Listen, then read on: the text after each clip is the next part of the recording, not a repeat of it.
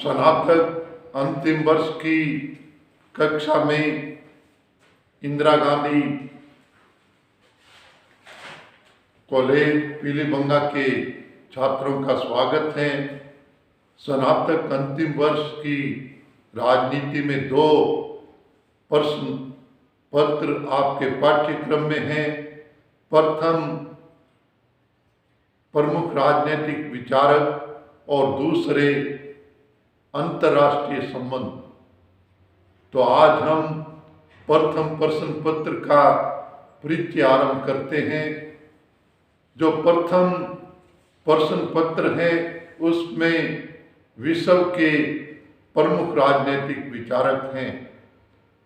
आपने प्रथम वर्ष में भारतीय राजनीतिक विचारक पढ़े।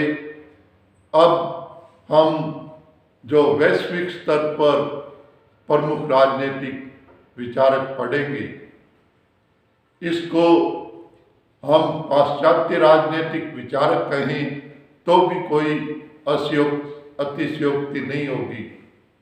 लगभग सभी राजनीतिक विचारक यूरोप के हैं, अतः स्नातकोत्तर स्तर पर इसको पश्चिमी राजनीतिक विचारक का नाम दिया जाता है। यद्यपि पूर्व के पाठ्यक्रमों में महात्मा गांधी समावेश होता था। महात्मा गांधी को हम प्रथम वर्ष में पढ़ते हैं।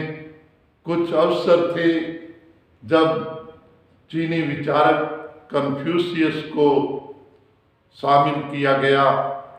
कन्फ्यूशियस वर्तमान समय में आपके पाठ्यक्रम में नहीं है, अतः हमारे जो राजनीतिक विचारक हैं विशुद्ध रूप से यूरोपीय पृष्ठभूमि का प्रतिनिधित्व करते हैं। इसमें जो प्रथम विचारक हैं वो यूनानी विचारक हैं। प्लेटो सुकरात के शिष्य थे और इनकी प्रमुख पुस्तकें रिपब्लिक है। इसके अतिरिक्त स्टेट्समैन और दी लॉज इनकी प्रमुख पुस्तक हैं। रिपब्लिक न्याय पर आधारित पुस्तक है। रिपब्लिक में प्रयास है कि शासन किसी व्यक्ति के साथ अन्याय न करे। इस प्रकार का चिंतन उन्होंने प्रस्तुत किया। प्लेटो एक आदर्शवादी विचारक थे, विशेषकर रिपब्लिक में आदर्शवादी विचारक, तो अतः उन्हें राजनीति विज्ञान के जनक की संज्ञा नहीं दी जाती। यह गौरव उनके शिष्य अरस्तु को प्राप्त हुआ। अरस्तु की पुस्तक पॉलिटिक्स है और अरस्तु भी यूनानी विचारक थे। इनके शिष्य सिकंदर थे जो विश्व विजेता शासकों की श्रेणी में आते हैं।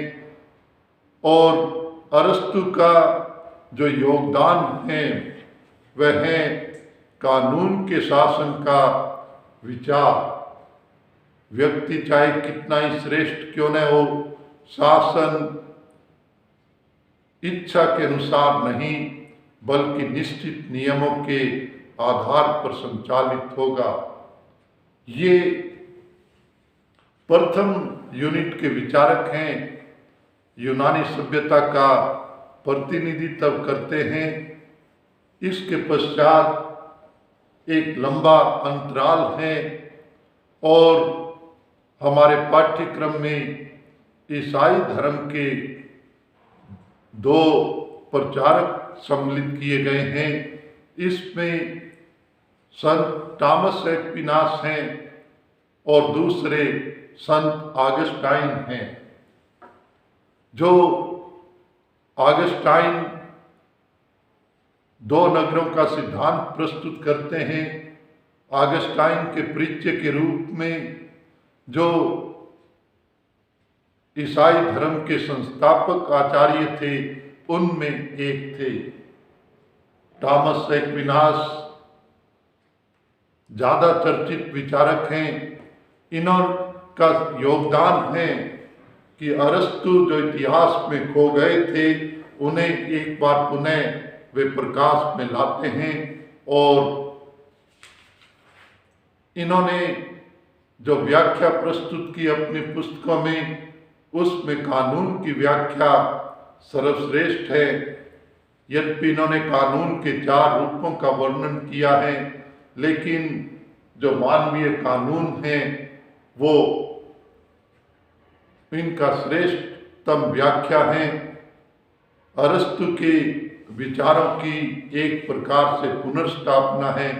अतः इन्हें मध्य युग के अरस्तु की संज्ञा दी जाती है। इन्हें ईसाईकृत अरस्तु की भी संज्ञा दी जाती है। इसके पश्चात आगामी विचारक के रूप में इटली के विचारक मैकियावली हैं, जिन्होंने धर्मनिरपेक्षता, पंथ निरपेक्षता के सिद्धांत का प्रतिपादन किया। इन्हें राजनीतिक चिंतन में आधुनिक युग का जनक कहा जाता है। क्योंकि मैकियावली पर तत्कालीन परिस्थितियों का प्रभाव अधिक था, अतः इन्हें अपने युग का शिशु भी कहा जाता है। इसके पश्चात आगामी यूनिट सामाजिक समझौतावादी विचारकों की है। इसमें 3 विचारक थॉमस हॉब्स, जॉन लॉक और जीन जैक्स रूसो की हैं।